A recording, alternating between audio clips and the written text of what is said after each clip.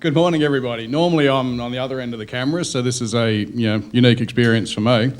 And I suppose I'm going to stand in front of you and try and work out why I'm a sheep farmer. We can do this together if we want. It's quite an interesting experience on the coast.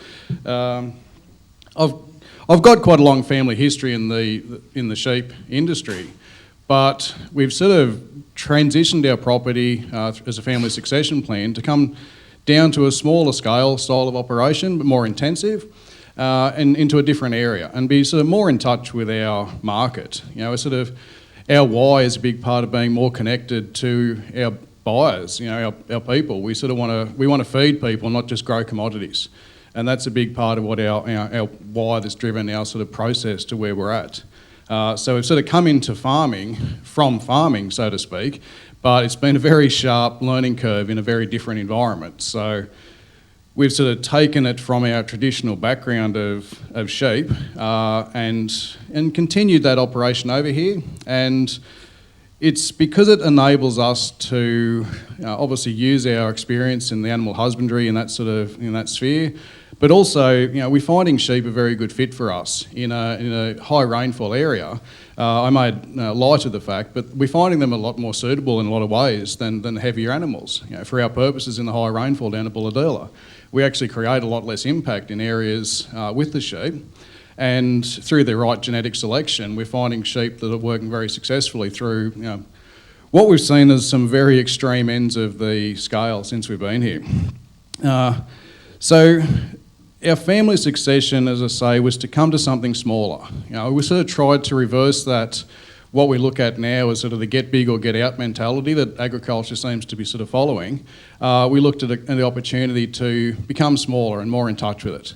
And that side of it has enabled my parents to still be involved and have a retirement of, the amount that they choose. They can maintain involvement day to day, or if it looks like a really crap job, Dad leaves me with it and goes fishing. So it works out fairly well. Our why is so driven by food because as humans, that's where we connect to our landscape. So that's why we sort of look at what we can impact in that and actually have that as a driver of the processes involved on the property. And I think what we're trying to do on our place is help create a better us in the sense that beyond just the scope of what we're doing to our landscape, we're creating a better family atmosphere, so we've got more time to spend and time to grow up and be involved with that. But it's not about being self-absorbed in that, it's about sort of self-care. If we sort of can start from the point of view of building community adhesion with an example of how we're sort of being more free to be involved in our family, but we feel it's important to be useful ourselves first. I think that's a good way to try and balance things and then provide a quid pro quo for those around us and encourage others to find their niches and help sort of grow a community of people that are doing things. So, as I said, we've sort of go through our family of history side of things, and it's such an amazing feeling to be generationally part of something. Not many people are sort of fortunate in that. Same old bugger in both shots, but one's me and one's my son on the bike. So it's sort of showing that sort of period of time that we sort of come across, and then here we are in our new environment on the coast with my wife Em. To get some context of our property, we've sort of we have a very observational basis to the patterns of the landscape in our property. We're sort of looking at how do we develop this novel landscape? We're sort of coming to something that's never been seen or done before in an agricultural space from ourselves as well as everyone, essentially. We're looking at where our food production sort of got to. Our landscapes in succession are very unique. So we sort of look at ourselves, I suppose, as more architects of our landscape systems. We're trying to determine a more harmonious unity between what we're doing in food production and actually having an environmental positive impact, and looking at sort of creating smaller parts of the property that are more productive because other parts of the property are more, a greater increase in natural capital. So we sort of look at dividing our paddocks into fields, I suppose, if I was looking at a terminology rather than paddocks. We spend a lot of time assessing which paddock does what, and which has been an experience for us. Coming from Western Ag, it would have been a lot easier for me to drive 200 horsepower from one end of the track place to the other, but it's actually given us an opportunity to be more involved in it. And that's sort of why we're doing it comes to home to roost every day, because we're so involved in our landscape. It's sort of that feedback loop we're involved in. So, as I say, we're sort of looking at being more observational. We sort of spend a lot of time assessing each sort of area of the property based on different sort of contexts of what sort of soil types and what sort of aspect and what sort of natural flow of wildlife, and just assessing all different things. And it gives us an opportunity to work more slowly than, because we've got to be real on the timescale we're working within Australia. It's not a fast-moving process. We've got to be a little bit real about that, I believe. So it's sort of looking at different sort of paddock succession and often planting a crop or developing a pasture for 3 years ahead. It's often sort of quite long-term plans of what's going to be happening in this pasture. And that way we can reassess our wins and losses too. I've had a lot of losses this season going in with a lot of the cropping because it rained for the last 6 weeks straight and would not let up. And a lot of paddocks that would sort of given me an absolute mozza of feed going into this sort of season are pretty drowned and horrid. But it's enabled a bit of a diversity of plantings that have gone into those because we're always putting multiple seeds in. And because we're working on a longer time scale, it gives us that opportunity to assess our wins, I suppose, down the track, and sometimes they're surprising. We come to the next photo, it shows the same sort of swale system, and that's sort of say around the sort of the patterns. And I think I was described in the sort of introduction to this as a natural sequence farmer. It's not sort of something I necessarily aspire to. I sort of come here and spend more time just more assessing what my landscape needs, I suppose. But the sense of that is just trying to do as much as we can as high in the landscape and having as minimal effect as possible. Our why is to be able to create a more sustainable long-term environment in our sort of property.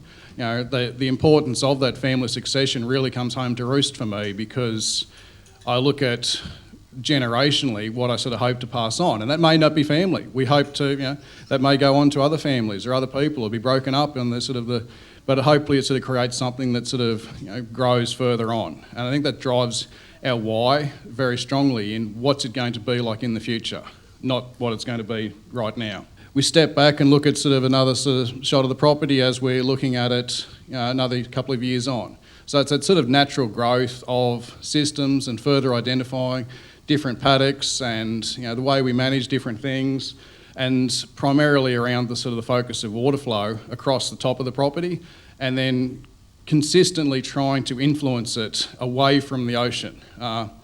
Just a little bit longer on our land would be nice, and that's the one thing that we've sort of looked at very early in the piece. We thought that the high rainfall situation coming from west of the Divide would make it quite a doddle, to be honest.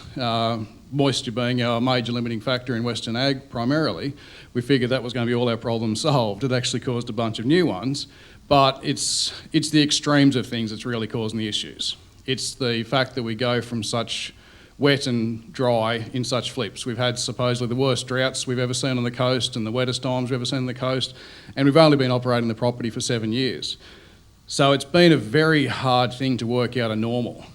Which is a nonsense word anyway, essentially, but it's just trying to work out some sort of system that's going to work year to year, regardless. So we're trying to develop a landscape that averages out the extremes and creates more of a stable middle ground, I suppose. Across the systems we sort of put in place, it's given us those real opportunities to be imaginative. I like to sort of, my personality likes to buck the system a little bit, so it sort of tends to work out rather well to be able to do curved fences and create all my sort of paddocks to suit the landscape rather than a geographic map. So that sort of has enabled us to create, lots of unique patterns in our landscape that not only amuse me, but it's more about they're sort of a natural process ongoing. So whenever we're operating the property, whether it's sort of the flow of livestock or we're trafficking across the property in machinery, we sort of maintain, on contour sort of traverses and managing water flow in our every action on the property. We try and do everything with small scale. It's a matter of, rather than bringing in large machinery and making big mistakes, and creating too much impact too early without sort of the natural succession of things. All our property sort of development has been put together through just essentially what we had on hand. What we call the swales that are across the property, just small grow mounds, more so than water harvesting systems. In our heavy clays, it's more about that nice friable mound of soil to actually grow some stability in our property. We're very exposed to the elements, the wind and the shelter for the sheep and things like that. But to develop, that's not an overnight thing. So it's a matter of probably building a stability to our property first and foremost, as we then develop succession of higher and better species of plants.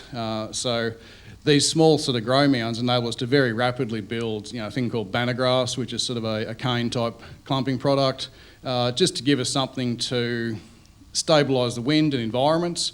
One of the things we've got to be aware of is we're hydrating the soils and creating more life. There's more sort of potential for humidified air being transpired through the plants. So we lose a lot of that effect if we're exposed to heavy winds and environments. So let's put the shade and shelter back into our landscape.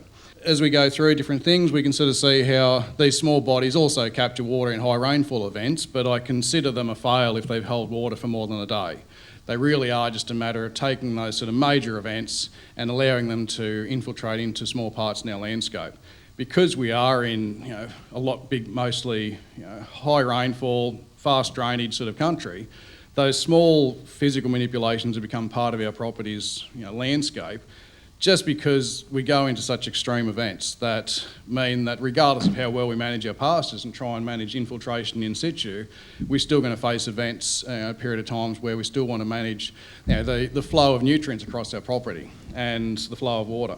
As I said, more examples of sort of setting things up. There's sort of some time a year later where I've sort of grown a mound, let it grow grass, and then turning that in and now sort of growing trees into that. So trying to sort of create some sort of stability to that and then break it up and putting trees into it. So we're sort of trying to create those additional patterns, and the ripping below's the yeoman's plough. It's sort of a non-inversion aeration system that's creating a huge capacity for our heavy clay soils to infiltrate soil or to take hold a much greater amount of soil and during rain events, and then allowing that to get into things rather than just sort of running off. So we can see here in a sort of example of rainfall, we've got beautiful green pastured paddocks, but you see as it gets low, all simply running down and away. So in the earlier days, we were seeing massive events regardless of how much pasture we were maintaining. We were still seeing huge amounts of water just sheeting across the landscape and dry very quickly after. So it gave us to that point of getting to more mechanical intervention, I suppose, as part of succession. It's sort of not something we're going to be doing forever, but it's sort of a stage that we've sort of put into at this place. Because water in our landscape is, I think, one of the most important aspects of what we consider in our property. Everything we do is about trying to capture water in high parts of it, and here's an example of the dam in the lower part of the shot. That was one of the first dams we actually put onto the property. And that's about 10 metres off my top neighbour's boundary fence. We literally convinced the dozer guy to go as high as we possibly could, despite consider that's not the best spot for a dam. It makes the best spot for the water in our property. So we sort of see the water in the dam as a throughput rather than an endpoint. So we also now have passive water flow from that dam to come down through as we manage its overflow and we manage its holding capacity, its capacity of held water across the property via gravity. So it's more about a sort of a passive elements to things. We also fence off fair areas of the property. This is sort of a little area sort of called the wetland. And it's one of the main areas where water flows from neighbouring properties into our property. And when we originally moved there was a lot of erosion around each sides of the dam. The inflows were sort of random as to what actually went in and what didn't. And we're sort of slowly developing that. So water goes through, all the water coming in goes through the dam via leaky weir type system on the left, other catchment, and an inflow-outflow on the right, and then flows out and then comes into, it's about 500 metres to get to that next dam that's just 10 metres below it. It's sort of a long process for the water to flow and try and go through our landscape rather than sort of ripping down through. So we built that small dam, then sort of a check dam, and then it heads off to the left and heads off to another part of the property. So our why was about sort of being, just slowing things down, slowing ourselves down, slowing water down. This is the leaky weir I spoke of, which worked, surprisingly. Just a simple matter of just putting in rocks and enabling that sort of flow to come through and feed into the dam, but also not stopping completely the flow of water that was naturally progressing through. So it's more of a system of diversion. These days that whole system's just full of trees and it's totally stabilised, but this is sort of the first rainfall event that came through it at that time. And as I spoke about, we're sort of dealing with, this is the rainfall at the end of the 2019 drought going into 2020. We'd been a long period without any rainfall at all, hot, dry, that's the fire season. And the drought broke in about half an hour, which was lovely. We were excitedly checking the rain gauge, we sort of had about sort of 60 mil in half an hour, it just hammered down. So fortunately, we had sort of a lot of sort of small checks in the landscape to manage a lot of that nutrient runoff and stop that going down into our catchment. So that was a big part of our why. Our social responsibility of where we fit into our landscape drives a lot of those sort of things. During the drought, I cracked it a little bit and built a mini farm. I figured if I can't run a toy 100 acres, I'll run a toy quarter acre instead. So it actually just more about driving the purpose of water in a small, high sort of catchment and how much we can actually influence if we carefully consider our design and what we're doing and the impact of water on things. So some small earthworks and dams into a small point there, and then overflow down through sort of nutrient, and it was more about a why and giving demonstration. Enabling people to sort of see some of the concepts that I'm trying to sort of develop. It's putting it in even into a very small scale. So we come now into the about a month later, and you can see the area behind. The area behind's particularly bad because that was the containment area where I had to feed the sheep during the drought. And we looked at minimising our impact to one small area. The orchard didn't exactly love it at the time, but long term it's worked out rather well. But it was just two very small paddocks that we could hand feed the small number of sheep we had left over that we hadn't sort of removed. But it sort of gives a very stark contrast to what can be potentially done in a very small space with a water focus, effectively. Very small amounts of water, just fed in and then feeding down through. So the small swales and growth. And then setting that up, as we sort of look as we go further, it's creating those environments that remain more stable in our landscape. So we hope to inspire from that a sort of, I suppose, a sense of scale. If that small part of our property, we replicate that more and more across the property, it's a case of hopefully others inspired into this regenerative sort of movement actually create their own full properties as an examples in their landscape of that sort of habitat and stability. I think what we're trying to look at here is more about creating a lifestyle for ourselves as our why. It's important to us not to be running around and creating too much going on. We sort of want it to be a case of mental health, not mental illness created from it, to be perfectly honest. I think we can take on too much in farming, and we sort of look at the journeys we go through with multiple enterprises, and it can be quite difficult and hard to manage and put a lot of pressure on ourselves. So our why was to continue to maintain a sense of stopping and smelling the roses, to actually enjoy the process. Look at really that driver from coming from big and heading to small, but being more in touch. And to be able to inspire that sense on our property is what we're truly looking forward for. It's because we're driven by our sort of rare connection to food in this modern time, it gives us a real purpose and reason to why we're doing it. We look at how we sort of can create multiple enterprises on the property and look at more generalisation, moving away from specialisation. Our why in this is off the back of just basic human nature. We're generalisers as a species. We are so successful because we exist in so many different environments, whereas you look at other things that sort of die out. That specialisation is a classic example of a short lifespan. So creating that sort of regenerative landscape just creates that natural longevity to our property's business, and our property in the landscape. But one of the things that was sort of very important to us from the get-go was to have skin in the game. No one likes being lectured to by someone who, it doesn't matter if they win or lose, effectively it's all academic.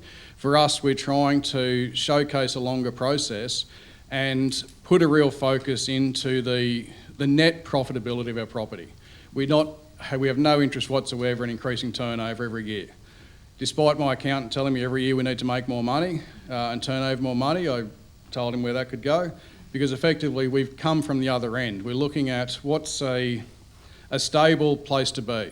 Instead of this constant economic growth, maybe we sort of look at a healthy surplus rather than unending growth. And we're sort of looking at, by having the freedom in our space to do these different things,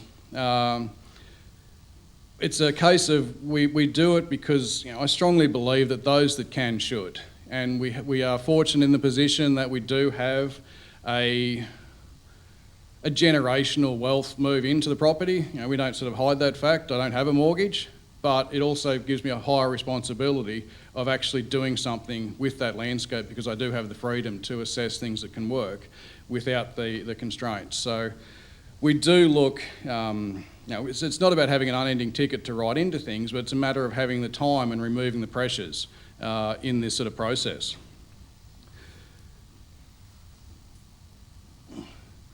What we really sort of want to encourage from this moving on, and I think land prices have really sort of made this very difficult from our originally moving on the property, but our original hope was to try and inspire others to be able to handpick ideas or throw ideas back and create sort of a peer-to-peer loop. No one's interested in hearing some so-called expert banging on up the front. It's we're trying to create that environment of looking over the fence. Our next door neighbours are doing different things, despite how nuts they thought some of the original stuff was. We're sort of looking at just examples of slowing down and moving through some processes. And it's not a matter of, not everyone will. That's not denying that.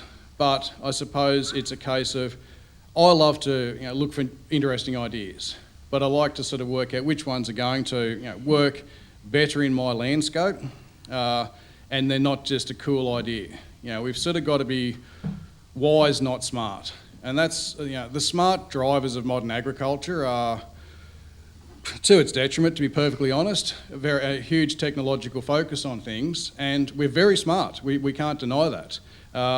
But are we spending the time to enable ourselves to be wise and talking to previous generations about what was done?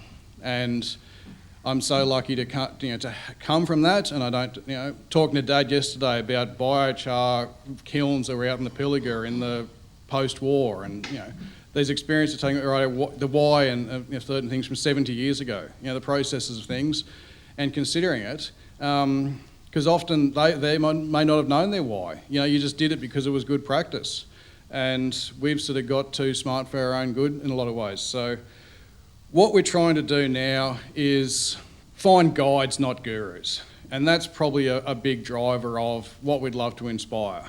These know-it-all experts that apply things that may not be in your context, and it's hard to assess when you come somewhere new what's real. You look for local advice, and there's no guarantee that it necessarily is what's necessary. It may just be within their sphere of understanding. So I think finding guides, it sort of has a less stringent process to things, and that's where we hope to be. As our why, we'd love to be a guide and not a guru, as what we do in our property. So I suppose the why, as Hannah said, is the most important part of it. You know, coming from that sort of concentric circles, you know, driving that sense of it, and that's a short talk in the sense it's pretty simple. You know, I've hopefully covered those basic, simple reasons for it. You know, I could sit here and talk your ear off for the rest of the day about a lot of the hows and whys of, and hows exactly of things, but I think just sort of taking that moment to really stop and smell the roses. You know, to be able to poke out and enjoy growing up with my son. You know, it's a very fortunate thing that I have in this modern day, to be able to sort of poke out in the morning and then come back and have breakfast with him. Someone rings me up and my plans change for the day, it doesn't really matter. It's a very freeing thing in a very sort of constrained modern world that's ultra efficient and effective. And just to have that sort of time to, it'll be right, it'll be done tomorrow, or maybe the next day, or it's really is our why, if I'm perfectly honest. The freedom that derives from that, you know, from that space. So yeah, that's sort of all I really consider in my why. You know, it's sort of my family and how we can sort of create that generational sense to it. Has anyone got any questions? Yes. Andrew, what you developed here, I think looks great for long-term down the track, particularly for people who don't come from a farming background, but perhaps think that they might want to leave the city and come out and try something on a smaller property. I think going and buying 40,000 acres outside of Dubbo might be just a bit daunting, but 120 acres outside of Bulahdelah or Taree or something, people might think that's doable. So the solution that you're adopting here, can that, I won't say cookie cutter, but can that be adopted by people who have a will but not necessarily the knowledge and experience? I think so, in the sense that it's not about creating the greenest, luscious property that I've got to mow 3 weeks later. It's about how we're creating sort of stability and assessing the natural capital of our property, and considering just how much we need to be productive, so to speak, in a landscape. You know, that's sort of, that coming from smaller scale, from larger scale down to small, has really driven that sort of concept of you're better off doing a little bit well than a lot poorly.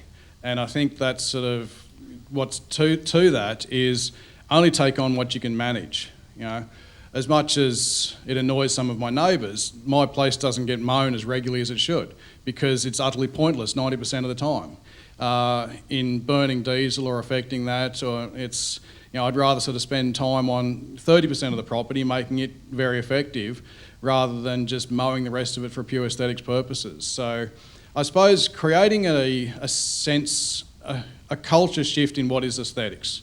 You know, what is an aesthetic farm, and removing us from just the pure visual elements of that. I think, you know, the aesthetics of the natural capital of our property is amazing. I just poke along and most of the time I don't get a hell of a lot done, to be perfectly honest, because it's so peaceful. There's no real drive and intensity to it. You're just sort of poking along, and more wildlife and more sort of birds, but you're still running it with, you know, an effective business, one would hope. You know, considering that that balance of buying the absolute best genetics I possibly can look at, and coupling that with our farm's operations. So it's not a matter of an if that or that. You know, we're trying to remove that demarcation between being biologic, increasing biodiversity and having an operational farm.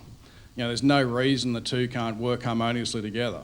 And because we're not looking at forever growth and it's a matter of stability over, you know, unending growth, it gives us that sort of sense to be able to create more sort of stable places, I suppose, and create you know, I'd like to feed 20 families, and that's it. You know, but wholly feed 20 families. You know, so you look at sort of a small scale of what's sort of nice that's in our landscape and in our community.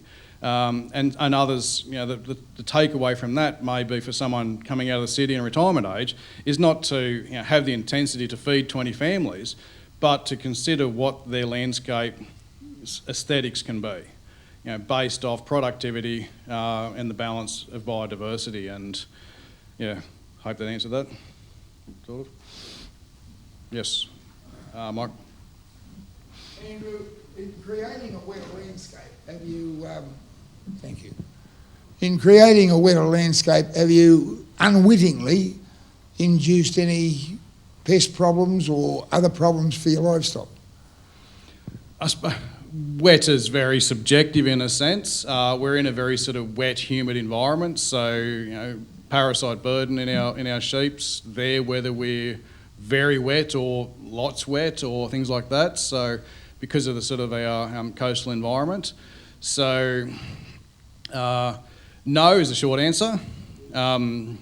We've sort of and genetic selection around sheep and things that can handle the wetter conditions. We don't have feet problems on our property. We sit there and laugh at all the cow farmers with all the cow troubles during the wets, and our sheep are fine because they're are lighter and can get out into sort of less boggy areas and shelter without creating as much sort of pugging. So you're sort of not creating your own problems in a sense. But as I say, the genetic selection's been a big part of that. Picking what's fit for purpose is important. Rather than trying to sort of shove something in. So it's not a chicken or the egg sort of thing. We've tried to be ahead of certain things and aware of that. I haven't drenched my ewes for 9.5 months now, which stud ewes I have and a few of the lambs I have because I'm not an idiot, but it's sorry, but the majority of the commercial herd, the genetics that we've sort of selected from the start, we're trying to remove that. So we're sort of fitting into that landscape of genetics because of how impactful that is to our dung beetle species and various other parts of it. But that sort of it's creating a wetter environment. We're hoping to create a less wet environment in the sense that our new normal is more sort of consistently able to handle moisture. So rather than having sort of plants that sort of normal coastal stuff that's about an inch into the ground, our sort of a more sort of stable, moist environment will be what we created while our next door neighbours are actually wetter at periods of time. So there's a bit of a process to that though, obviously. It's not an overnight thing. Oh, g'day. Oh, sorry, thank you. Yeah, g'day. Great vision you presented and great work on the farm, and thanks for the talk. I've got you talked appropriately. I guess this is more the session is more about the why than the what. But on the what, you mentioned that that your focus is not about sweating every last dollar. At the same time, for a lot of people, for some people at least, like that monetary aspect is important to kind of get things operating. And from what you've done, obviously you're creating food as well as helping the land and the environment. What's your view though of what are your learnings about the ability to kind of help monetize some of that environmental benefit or biodiversity benefit you're providing through consumers paying more for the kind of quality produce that you produce? Is that like how difficult is that? How scalable is that from your experience? The scalability side of things, very much so. We're having more of a sort of a consumer driven towards the quality of their food.